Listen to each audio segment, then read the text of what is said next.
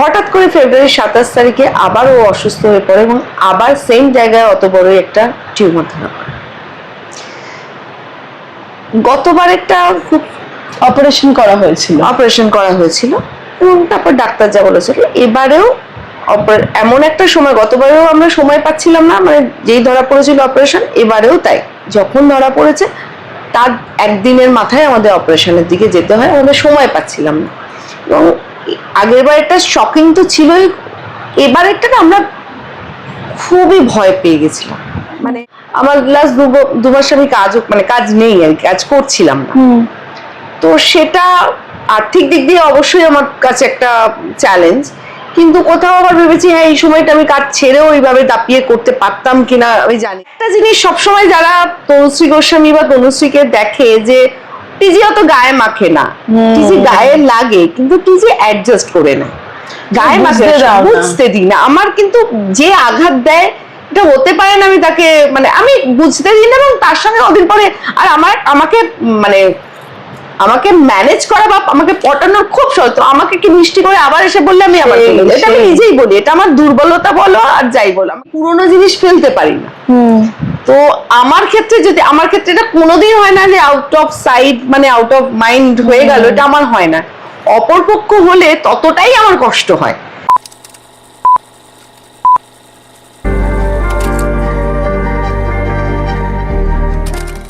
আমার সঙ্গে যে মানুষটা আছেন তাকে পর্দাতে আপনারা যেভাবেই যে কোনো রকম চরিত্রেই দেখুন না কেন, আমরা বাস্তবে যেভাবে দেখি সেটা হচ্ছে সব সময় হাসছেন, ভীষণ কুল ক্যাজুয়াল, আমাদের সঙ্গে ভীষণ মিশুক একজন মানুষ। কিন্তু বেশ কিছুদিন তাকে সামাজিক মাধ্যম থেকেও তিনি উধাও। আবার ছোট পর্দার অত্যন্ত প্রিয় এবং জনপ্রিয় মুখ হলেও সেখানেও বেশ কিছুদিন দেখা যাচ্ছে না। তিনি তনুশ্রী গোস্বামী ও আমাদের কাছে টিজি। তনুশ্রী কেমন আছো আগে বলো, এবং যেটা প্রথমেই বললাম সব জায়গা থেকে একটু উধাও প্রায়। তনুশ্রী কেমন আছো আগে? সবার আগে Arpita, welcome to my place. হ্যাঁ, তোমার আমার বাড়িতে এত কমফোর্টেবল বসে তোর সঙ্গে সবসময় কি করি তাড়াতাড়ি ইন্টারভিউটা করে হয়ে যায়, আড্ডা। এটার পরেও আমরা আড্ডা দেবো বাইরে। প্রথম কথা, ফেব্রুয়ারি 27 তারিখে আবার হয় না মানুষের জীবনে ওঠা বসা সব তো আছে। 27 তারিখে আবার একটা চিন্তার সংবাদ আসে। সেটা থেকে যখন আমি জানতে পারি, তারপর আমি অ্যাকচুয়ালি তুই যেটা বললি যে সোশ্যাল মিডিয়া আমি প্রচন্ড অ্যাক্টিভ এবং আই লাভ দ্যাট, আমার ভালো লাগে। যতই বলুক চারটি নেগেটিভ কমেন্ট আসুক যাই হোক, আমার কানেক্টিভিটি এটা খুব ভালো হয়। আমি যেহেতু মিশতে ভালোবাসি, তো আমার একা থাকলে ভালো লাগে না। সবার তোদের সঙ্গে যতটা ভালো সম্পর্ক, দর্শকদের সঙ্গে, ফ্যানদের সঙ্গে, যারা আমার লাগে তাদের সঙ্গে ভালো সম্পর্ক, যার জন্য আমি ঘরোয়া জিনিসও তাদের সঙ্গে শেয়ার করি, মেকআপ ছাড়া লুকও তাদের সঙ্গে শেয়ার করি। তো সেইখানে আমার হঠাৎ মনে হলো, এবার ঘটনাটা বলি। আমরা ইতিমধ্যে তোর কাছেই আমি বলেছিলাম 2022-এ আমার হাজব্যান্ডের একটা মারাত্মক সময় যায়, সেটা হচ্ছে ব্রেন টিউমার ধরা পড়ে। ঈশ্বরের কৃপায় সব ঠিকঠাক হয়ে গেছিল, ঠিক ছিল। হঠাৎ করে ফেব্রুয়ারি 27 তারিখে আবার ও অসুস্থ হয়ে পড়ে এবং আবার সেম জায়গায় অত বড় একটা টিউমার ধরা পড়ে। গতবার একটা খুব অপারেশন করা হয়েছিল এবং তারপর ডাক্তার যা বলেছিল এবারেও এমন একটা সময়, গতবারেও আমরা সময় পাচ্ছিলাম না, মানে যেই ধরা পড়েছিল অপারেশন, এবারেও তাই। যখন ধরা পড়েছে তার একদিনের মাথায় আমাদের অপারেশনের দিকে যেতে হয়, আমাদের সময় পাচ্ছিলাম না। এবং আগের বার একটা শকিং তো ছিলই, এবার একটা আমরা খুবই ভয় পেয়ে গেছিলাম। মানে আমি বলছি যেই টিজি আমি সবকিছু সামলাই, আমি কিছু করে আমার আজকে ক্যামেরার সামনে বলতে আমার হয়তো পরিবারও এটা দেখবে, আমি ভয় পেয়েছিলাম। আমাকে সামলাতে হয়েছিল কারণ আমার কাছে কোনো অপশন ছিল না, তখন আমার ভেঙে পড়ার কোনো ভয় পেয়েছিলাম, অনেস্টলি ভয় পেয়েছিলাম। তোমাকে জিজ্ঞাসাও করেছিলাম, তুমি বলেছিলে হ্যাঁ মানে আমি এতটা আগের বারে কিন্তু এতটা মানে সমস্যা তো হয়েছিল, এবার একটা না আমাকে ভেতরে ভেতরে কোথাও একটা শব্দ করে দিয়েছিল যে এটা কি হচ্ছে আবার এবং আমার ওর জন্যও খুব খারাপ লাগছিল। একটা মানুষ যে এত ভালো করে থাকার চেষ্টা করছে, তার বারবার এরকম একটা বাধা আসছেই হচ্ছে, তো আমার অবভিয়াসলি সেই দিনটা থেকে, এবং তাকে ওই একইভাবে ওকে বললাম যে হসপিটাল যেতে হবে, এই হয়েছে, এবার আবার তোমাকে অপারেশন করতে হবে, সেটাও বললাম। আর সেদিনকে আমার মনে আছে, ও সেদিনকে এমনি দুদিন শরীরটা খারাপ ছিল, তারপর মনে আছে ও চুল দুল দাড়ি টাড়ি কেটে ফ্রেশ হয়ে এসেছিল যে আজ থেকে ভালো করে একটা ডায়েট করব, এই করব এই করব, মানে হয় না হঠাৎ করে আমরা চার্জাপ হয়ে যাই। তো সেদিনকে ও বললো যেটা হবে, তার 1 ঘন্টা মাত্রই ডাক্তার যখন বললো ইমিডিয়েটলি চলে আসুন, অপারেট করতে হবে, এটাও ছোটখাটো কিছু। তো বলতে বলতে বলতে ওকে বোঝাতে বোঝাতে নিয়ে গেছিলাম। তারপরে যাই হোক, মুদ্রা কথা হচ্ছে সেই সেই মানে ওই পথটাও আমি কাটিয়ে উঠতে পেরেছি। ওর অপারেশন হয় এবং সাকসেসফুলি হয়। খুব ভালো ডাক্তার, ডক্টর অমিত ঘোষ, ওনার কাছে আমি চিরকৃতজ্ঞ, খুবই ভালো ডাক্তার। এবং এই ওটিটা হয়েছিল 2 তারিখে, হোলির আগের দিন। আমার জন্ম থেকে এখনো পর্যন্ত আমি মনে হয় প্রথম দোল খেলিনি, আমি এত দোল খেলতে ভালোবাসি। হ্যাঁ, আমি প্রথম কোনো হোলি পার্টিতে যাইনি, পার্টি যাওয়া তো দূরের কথা, আমি গালের মানে দোলটা খেলিনি, হয়তো কেউ রং মাখিয়েছে সেটা, কিন্তু আমি দোল খেলিনি। কিন্তু আমার বাড়ির লোকজন জানে আমি হোলি নিয়ে কতটা এক্সাইটেড, আমি এই যে পার্টি অ্যারেঞ্জ করি। যাই হোক, সেটা খুব বড় কথা নয়, খুব যে বড় ত্যাগ করেছি তা না, কিন্তু প্রথমবারে হ্যাঁ তোমার তো, এবং সেটা আমার মাথায় ছিল না, শুধুমাত্র আমি ওটাই মাথায় ছিল। পরের দিন অপারেশনটা সেদিনকে হয়ে গেছিল, তার পরের দিন বলছি একটা রিস্ক তো থেকে যায়। এবং শুধু তাই নয়, আমি যতক্ষণ না ওর বায়োপসি রিপোর্ট এবং বাকি সমস্ত রিপোর্ট আসে, আমি ততদিন পর্যন্ত কোনো সোশ্যাল মিডিয়ায় কোথাও কিচ্ছু আমি বলিনি। তোরা খুব কাছে হয়তো 1-2বার কথা হয়েছে, হালকা হালকা বলেছি, কিন্তু আমি কোথাও কিছু শেয়ার করি না। গতকাল ওর বায়োপসি রিপোর্ট এসছে এবং আরো অনেক যে রিপোর্টগুলো ছিল সব ঠিক আছে। So I am very thankful to my god. তো আমি খুবই এখন অনেকটা রিল্যাক্স, কিন্তু জীবন সংগ্রাম থামেনি। আমার বাড়ি পরিবারে আরেকজন অসুস্থ হয়ে পড়েছে, আমার ভাইয়ের বউ, তাকে নিয়ে এখন দৌড়ঝাঁপ করতে হচ্ছে, পরপর হচ্ছে, তাকেও আমার এখন রোজই যেতে হচ্ছে, হসপিটালে যেতে হচ্ছে, সেটাও আমি জানি পেরিয়ে যাব। তোমার সাথে কিন্তু একটা কথা তোমার ইন্টারাপ্ট করছি, যে এই সময়টা তো পুরো তোমাকে বোধহয় একাই দেখতে হচ্ছিল, কারণ আমি জানি তোমার শ্বশুরবাড়িতে শুধু শাশুড়ি মা আছে, শাশুড়ি আছে, দেওর আছে, ও একটু খানিকটা অসুস্থই থাকে আর কি, ও খুব একটা স্টেবল নয়। বরং আমার শাশুড়ি মা অনেক বেশি স্টেবল, ওনার বয়স হয়েছে, উনি কত সেই, কিন্তু মেন্টালি তোমার সামনে, এবং বাবা মা নিজেরাও, তাদেরও বয়স হয়েছে, বাবা এসেছিলেন, ভাইয়ের বউয়ের এই অবস্থা। শুধুমাত্র কিছু খুব ক্লোজ বন্ধু, আমি সবাইকে বলিনি, কিন্তু তারপরেও যারা ছেড়ে থাকতে পারেন আমার কাছে এসেছিল, তারা আমার সাপোর্ট ছিল। এত বড় যে জানতাম না তো ছিল। আর যেই কথাটা দিয়ে দুটো প্রশ্ন দিয়ে শুরু করেছিল, যে তোমাকে সোশ্যাল মিডিয়াতে তোমাকে কাজেও দেখতে পাইনি, এটা জানি না ফরচুনেট কি আনফরচুনেট, আমি জানি না, হয়তো সময় দিতে পারবো না। আমার লাস্ট 2 মাস আমি কাজ নেই আর কি, কাজ করছিলাম না। তো সেটা আর্থিক দিক দিয়ে অবশ্যই আমার কাছে একটা চ্যালেঞ্জ, কিন্তু কোথাও আবার ভেবেছি হ্যাঁ, এই সময়টা আমি কাজ ছেড়েও এইভাবে দাপিয়ে করতে পারতাম কিনা আমি জানি না। তো এখন অনেকটা সুস্থ হয়ে উঠেছে, কিন্তু আমার এইদিকেও তো মেডিকেল একটা সাপোর্ট দিতে হচ্ছে, বড় মানে হ্যাঁ, মেডিকেল দাদা যেহেতু পুরোটাই, হ্যাঁ এখন তো একদম বেস্ট, সেক্ষেত্রে তোমার কাজটা করতেই হবে। কাজটা তো করতে, দেখ এখন ওটাই তো বললাম যে কাজ যদি থাকতো আমার, তখন আমাকে বেরোতেই হতো। সেটা কিভাবে করতে হবে আমি জানি না, কিন্তু আমার বেরোতেই হতো, কারণ অপশন নেই আমাদের। আমরা আজকে কাজ আছে, কাল কাজ থাকে না, সবাই জানে আর্টিস্ট, তো আমাকে বেরোতেই হতো, কিন্তু ছিল না, সামাও ছিল না।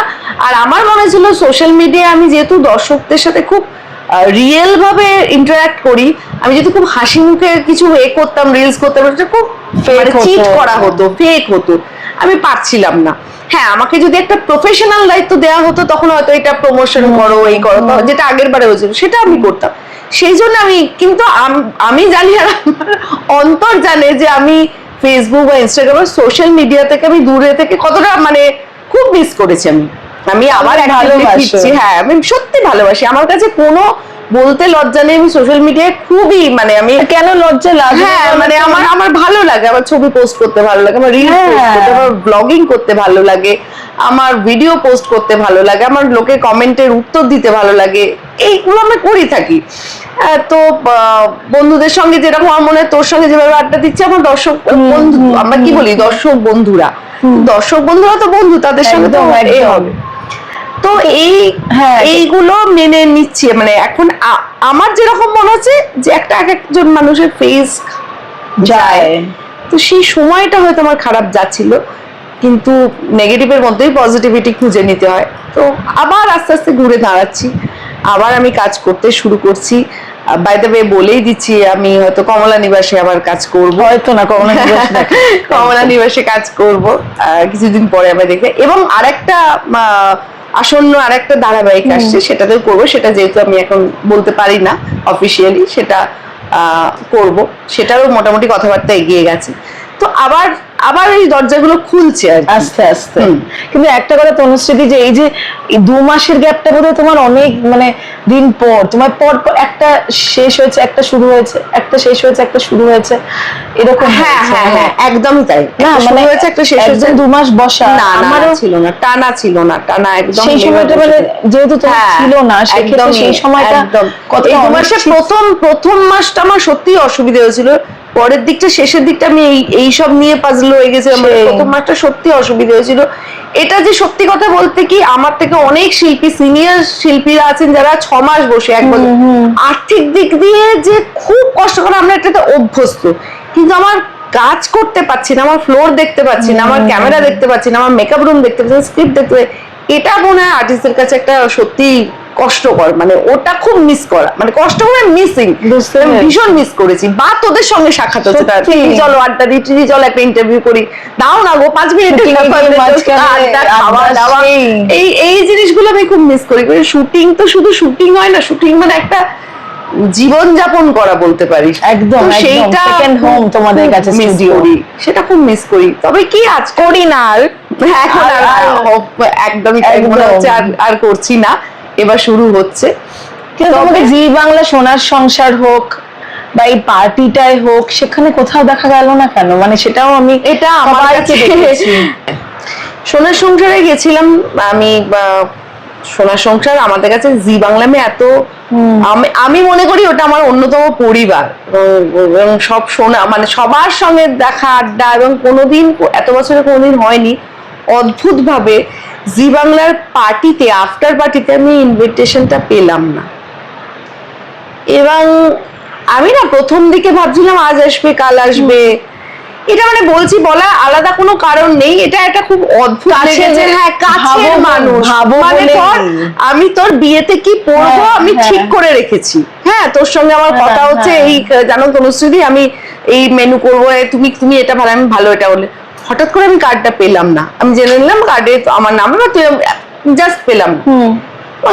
আমি হয়তো, আমারও যা সিচুয়েশন চলছে, হয়তো বা যেতে পারতাম কি পারতাম না আমি জানি না, কিন্তু আমার কাছে না খুব একটা, মানে আমার বাড়ির লোক মানে আমাকে ভুলে গেল, মানে এটা কি আমি কাজ করছি না বলে, নাকি হঠাৎ, এখনো আমার কাছে কারণটা অজানা। যদি আমি জানি যে এটা জাস্ট ভুলে গেছে, তাহলে হয়তো আমার অতটা খারাপ লাগবে না, এত কাজে কর্ম। যদি আমি জানি যে কোনোভাবে ভেবে কেউ আমাকে করেনি, সেটা আমার কাছে সত্যি বেদনাদায়ক হবে, সেটা আমার সত্যিই খারাপ লাগবে। এবং আমি দেখছি, মানে আমি অনেস্টলি বলছি, এটা সব স্বীকার হয়তো কেউ করবে কি করবে না, আমার বন্ধু বান্ধবরা সেজে গুজে গেছে, তারা ফোন করেছে, তারা লিখেছে মিস ইউ, মিস করছি তোকে, তারাও এক্সপেক্ট করেনি তো, মানে আমি যাবো না, কি করবি, আমরা যেটা করে থাকি আর কি, এটা তো খুব স্বাভাবিক একটা ব্যাপার, করবি। আমি কাউকে কোনো উত্তর দিতে পারছি না। এবং যারা আমার কাছের বন্ধু বান্ধব, তারাও বলছে কালকে মনে হয় আসলে অনেক পরে দিচ্ছে তো, কাল আসবে, আসেনি। এবং এটা আমার কোনো অভিযোগ নেই, একদমই অভিযোগ নেই, কোনোভাবে হয়তো ভুলে গেছে, কিন্তু আমি খুব মানে একটু গায়ে লেগেছে, একটু কষ্ট পেয়েছি। এবার বয়সটা এমন এমন জায়গায় যাচ্ছে না, আমি হয়তো উচ্ছল, এখনো আমি উচ্ছল, এখনো আমি অতটা করি, কিন্তু একটা জিনিস সবসময় যারা তনুশ্রী গোস্বামী বা তনুশ্রীকে দেখে, যে টিজি অত গায়ে মাখে না, টিজি গায়ে লাগে কিন্তু টিজি অ্যাডজাস্ট করে না, গায়ে মাখে বুঝতে দিই না। আমার কিন্তু যে আঘাত দেয়, এটা হতে পারে না আমি তাকে, মানে আমি বুঝতে দিই না, এবং তার সঙ্গে ওদিন পরে আর আমাকে ম্যানেজ করা বা আমাকে পটানোর খুব সহজ। আমাকে কি মিষ্টি করে আবার এসে বললে আমি আবার এটা আমি নিজেই বলি, এটা আমার দুর্বলতা বলো আর যাই বলো, আমাকে কেউ হাজার বারবার তোমাকে আঘাত করা যায় তনুশ্রী, মানে বারবার আঘাত করে বারবার আমাকে মিষ্টি কথা বললে আমি ভুলে যাবো। আমি বলছি এটা আমার দুর্বলতা, আমি সত্যি, এটা এরকম অনেকে হয়েছে, পরিবারের ক্ষেত্রে হয়েছে, বন্ধু বান্ধবদের ক্ষেত্রে হয়েছে, অনেক বন্ধুদের মধ্যে হয়েছে। আমি কোনোদিন, আজকে হয়তো বলছি, আমি কোনোদিন বলিনি এত সিরিয়াস ভাবে, আমার খারাপ লেগেছে কিন্তু আমি ওটা মনে রাখিনি, কারণ আমাকে মানে এটা আমার, আমি জানি না এটা ভালো গুণ না খারাপ গুণ আমি জানি না, কারণ এটা সুযোগ অনেকেই নিয়ে থাকে। তো অনেক সময় অনেকে করেছে অকারণে, হঠাৎ করে আমি দেখছি অ্যাভয়েড করছে, অথচ আমার সঙ্গে কারো ঝগড়া হয়েছে, জটিল সেই মানে বাজে আলোচনা, সেটাতে কারোর সঙ্গে ঝামেলা আমি কখনো তোমার দেখিনি, সত্যি হয়নি আমার কোনো হাউসের সঙ্গে ঝগড়া করি, কোনো ইভেন কোনো বন্ধু বান্ধব আমার মনে পড়ছে না, ইভেন আমার কোনো কলিগদের সঙ্গে আমার কোনো, বরং কলিগদের মধ্যে মনোমালিন্যতা হলে আমি নিজে কাজ করতাম, ম্যানেজ করতাম, সেটা তারাও হেসে হেসে বলেছে, সেটা আমার হয় না কোনোদিন। এবং সেখানেই যখন আপন জায়গা থেকে যদি কোনো আঘাত পাই না, আঘাত লেগেছে মানে কি, এখন আমি কিন্তু কনফিউজ যে কেন এটা হলো, বাট খারাপ লেগেছে, মানে এটা মানে হয়তো কেউ এটা নিয়ে রাগ করতে পারে, কেউ এটা নিয়ে বলবে এটা তো বললে কেন তুমি, কিন্তু আমি এটা আবার বলছি, এটা কোনো আমার অভিযোগ না, এটা আমার একটা খুব আপন জায়গা থেকে আমার একটা কষ্ট পাওয়া এবং একটু খারাপ লাগা, যেটা আমি শেয়ার করলাম তোর সাথে, যে তুই যেহেতু কথাটা তুললি, আমি তুলিও নি, যেহেতু কথাটা তুললি যে ওখানে গেলে আরো 10টা রিল পোস্ট, কারণ আমি মানসীদের ভিডিওটাতেই দেখছি এবং এইটা তুমি যেটা দেখছিস আমিও তো দেখছি, ওরা হয়তো আমাকে আলাদা করে ফোন করেনি, কারণ জানে আমার খারাপ লাগছে, হয়তো আমাকে করে, আমি জানি ওরাও আমাকে মিস করেছে, অবভিয়াসলি মিস করেছে, কিন্তু ওরা কিছু তো করার নেই। কিন্তু আর এটা কি বলতো, এটা আমি দোষও দিচ্ছি না, কারণ কি এটা কারোর একার ডিসিশনে তো হয় না, কেউ যদি মিস্টেক করে ফেলে সেটা আলাদা, কেউ যদি কোন জায়গা থেকে এসছে কেউ যায় না, হয়তো বেরিয়ে গেছে নামটা কোনোভাবে, যেহেতু আমি কাজ করছি না এইটুকু সময়ে কি out of sight out of mind হয় তোমার মনে হয়? মানে 2 মাসই তো, এরকমও না যে তুমি মানে 2 বছর ধরো তুমি নেই বা 1 বছর নেই, 6-8 মাস নেই। আমি যখন এইটা রিলেট করে একটা কথা বলছি, আমি যখন বাইরে যাই, ধর দিল্লি বোম্বে, আমি ধর একটা চকলেট নিয়ে গেলাম, চকলেটটা ওখানে খেলাম, আমি এটা লোকে হাসবে, আমি ওই কাভারটা ওখানে ফেলি না, আমি ফেরত নিয়ে আসি, আমার মনে হয় ও কথা বলে তুমি আমাকে এরকম একটা জায়গায় ফেলে যাচ্ছ, তো আমার মায়ার জায়গাটা অতটাই, আমি পুরোনো জিনিস ফেলতে পারি না। তো আমার ক্ষেত্রে এটা কোনোদিন হয় না যে আউট অফ সাইট মানে আউট অফ মাইন্ড হয়ে গেল, এটা আমার হয় না, অপরপক্ষ হলে ততটাই আমার কষ্ট হয়, যে আমি তো সবাইকে আঁকড়ে, মানে এরকমও হয়েছে, ধর আমি নিমফুলের মধু বলছি, নিমফুলের মধু শেষ হয়ে গেছে, নিমফুলের মধুর টেকনিশিয়ানের টিম অন্য জায়গায় শুট করছে, আমি তাদের ওখানে গেছি, ওই একইভাবে অনুপদা লুচি করছে আমি গেছি, আমি সেই সিরিয়ালে নেই, কিন্তু ওরা জানে টিজি আসবে, ওরা আবার এও করে না এই চলে আয়, কারণ জানে আর কেউ আসুক না, কোনো আর্টিস্ট যায় না কিন্তু ওভাবে, আমি চলে যাই, কাজ শেষ, সম্পর্ক শেষ নয়, এটা আমার কাছে কখনো হয়নি। সুতরাং আমার উল্টো দিকের মানুষগুলোর কাছে, যাদেরকে আমি এত আপন ভাবি, কারোর থেকে যদি কোনো এরকম পাই, সেটা আমার তো খারাপ লাগে, মানে টিজি মানেই যে সবসময় সত্যি উড়িয়ে দেবে তা নয়, আমি উড়িয়ে দিতে পারি না, কিন্তু আমি অ্যাডজাস্ট করি না, আমি ভয়ঙ্কর অ্যাডজাস্ট করতে পারি, সেটা নিজের মনে মনে তো কষ্ট পাও, প্রচন্ড কষ্ট পাই, কিন্তু ওই একটা যদি কেউ আমাকে যতদিন না বলবে আমি কষ্টটা ভুলবো না, কিন্তু বললে আবার ভুলে যাবো, এটুকু শিওর, এটা আমার হয়ে যায় আর কি। এই যে তুমি এতটা মায়ায়, মানে সব এইটুকু জিনিসের মায়ায় তুমি বাধা পড়ে যাও, খুব ভয়ঙ্কর তো, মানে পিছুটা আনতে ভয়ঙ্কর, মানে এইখানে 3খানে ওয়ার্ড্রোব আছে, আমি অনেকবার ভেবেছি আমার শাড়িগুলো এখানে এনে রাখবো, কিন্তু আমি যেহেতু পুরোনো বাড়িতে থাকি, আমার মনে হয় শাড়িগুলো এখানে থাকবে, এগুলো পাগলের প্রলাপ বলবে লোকে, মানে বুঝতে পেরেছি, এটা আমি কাউকে বোঝাতে পারবো না যে তোমার এতে তুমি ছেড়ে চলে যাচ্ছ, এখানে যারা জন্ম নিয়েছে এই জিনিসগুলো আলাদা, নতুন জিনিস সব আলাদা, ওখান থেকে টেনে আমি এখানে আনবো, মানে এইরকম আমার মাইন্ডসেট আর কি, মানে এইরকম আমি ভাবি, আমি কিছু ফেলতে পারি না, তোর সঙ্গে আমার পুরোনো চ্যাট মানে আমি ফেলতেই পারবো না, আমার সমস্ত চ্যাট আমি চ্যাট ডিলিট করতে পারি না, একমাত্র আমি ডিলিট করি গ্রুপের, অফিসিয়াল গ্রুপ যদি কিছু হয়, আমি কোনো বন্ধু বান্ধব কারোর চ্যাট ডিলিট করতে পারি না, তো এইরকম আমার মেন্টালি, মানে তুমি কোনো সম্পর্ক থেকে নিজে থেকে কখনো বেরোও না যদি না পারি না।